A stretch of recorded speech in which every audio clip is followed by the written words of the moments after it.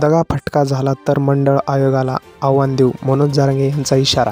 कुणबी नोंदी असलेल्या मराठा समाजातील लोकांना कुणबी जात प्रमाणपत्र देऊन त्यांच्या ओबीसी आरक्षणात समावेश केला जाणार आहे.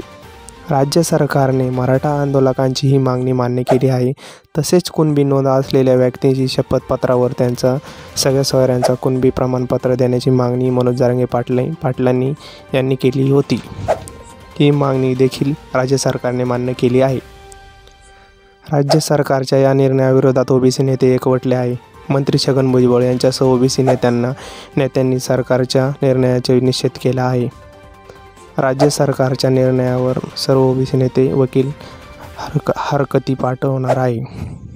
मराठा समाजाला स्वतंत्र आरक्षण न देता ओबीसी आरक्षणात त्यांचा समावेश केला आहे. यातून मराठा समाजाची फसगत होईल असे मत काही ओबीसी नेत्यांनी मांडले आहे. यावर मनोज जरांगे पाटील म्हणाले, मराठा समाजाला आणि आमच्या तज्ज्ञांना या कायद्याची माहिती आहे. मराठा समाजातील फसगत झाली तर पुन्हा एकदा आरक्षणासाठी लढा उभा राहायला मी खंबीर आहे.